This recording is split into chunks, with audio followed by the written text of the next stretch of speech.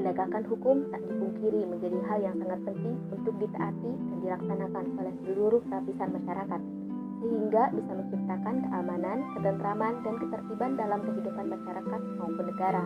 Untuk mewujudkan hal tersebut, maka perlu ada upaya dalam melakukan proses perlindungan dan penegakan hukum. Ini berlaku pula di Indonesia. Perlindungan hukum adalah segala upaya yang dilakukan penegak hukum untuk melindungi hak-hak dari subjek hukum agar hak-hak tersebut tidak dilanggar, di mana penegakan hukum ini dijalankan sebagai upaya untuk menjalankan ketentuan hukum yang berlaku. Suatu perlindungan dapat dikatakan sebagai perlindungan hukum apabila mengandung berbagai unsur-unsur, yaitu adanya perlindungan pemerintah terhadap warganya, jaminan kepastian hukum, dan berkaitan dengan hak-hak warga negara. Lantas, apakah perlindungan dan penegakan hukum yang ada di Indonesia sudah benar-benar berlangsung dengan baik? Faktanya, kondisi hukum di Indonesia saat ini lebih sering menuai kritik daripada pujian. Berbagai kritik diarahkan baik yang berkaitan dengan penegakan hukum, kesadaran hukum, kualitas hukum, ketidakjelasan berbagai hukum yang berkaitan dengan proses berlangsungnya hukum, dan juga lemahnya penerapan berbagai peraturan.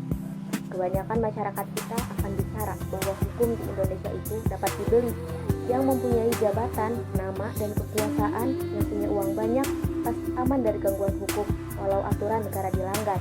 Ada pengakuan di masyarakat bahwa karena hukum dapat dibeli, maka aparat penegak hukum tidak dapat diharapkan untuk melakukan penegakan hukum secara menyeluruh dan adil.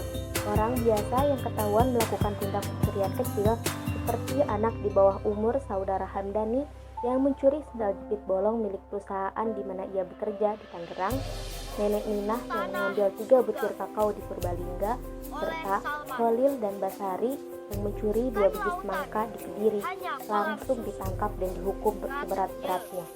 Sedangkan seorang pejabat negara yang melakukan korupsi uang miliaran rupiah milik negara dapat berkeliaran dengan bebasnya.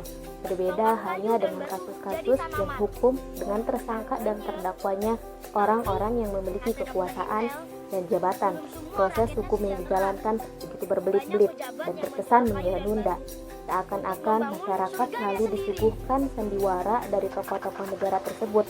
Tak ada keputusan yang begitu nyata. Contohnya saja kasus Gayus Tambunan, pegawai Ditjen Pajak golongan 3 menjadi miliarder dadakan yang diperkirakan korupsi sebesar 28 miliar, tetapi hanya dikenai hukuman 6 tahun penjara. Di manakah letak keadilan dalam hukum di negara Indonesia ini? Sistem penegakan hukum di Indonesia dalam kondisi awas. Hampir semua kasus di atas, prosesnya sampai saat ini belum mencapai keputusan yang jelas. Padahal semua kasus tersebut begitu merugikan negara dan masyarakat kita. Kapankah ini semua akan berakhir? Seperti sebuah istilah, runcing ke bawah, tumpul ke atas. Itulah istilah yang tepat untuk menggambarkan kondisi negara Indonesia saat ini. Apakah kita semua merasakannya? Apakah kita semua dapat melihat kenyataannya? Saya yakin seluruh rakyat Indonesia dapat melihat kenyataannya. Harapan kami sebagai anak bangsa adalah negara Indonesia ini dapat memiliki penegak-penegak hukum dan sistem hukum yang adil, tegas, dan bukan tebang pilih. Tidak ada kasus sabotase, diskriminasi, pengistimewaan dalam menangani setiap kasus hukum baik pidana maupun perdata. Bangkitlah penegakan hukum negeriku Indonesia, karena kami anak-anak bangsa Indonesia yang cinta negeri kami siap melawan penjajahan model baru terhadap penegakan hukum. Salam NKRI. Saya Zainab Nurhafijah. Sekian. Wassalamualaikum warahmatullahi wabarakatuh.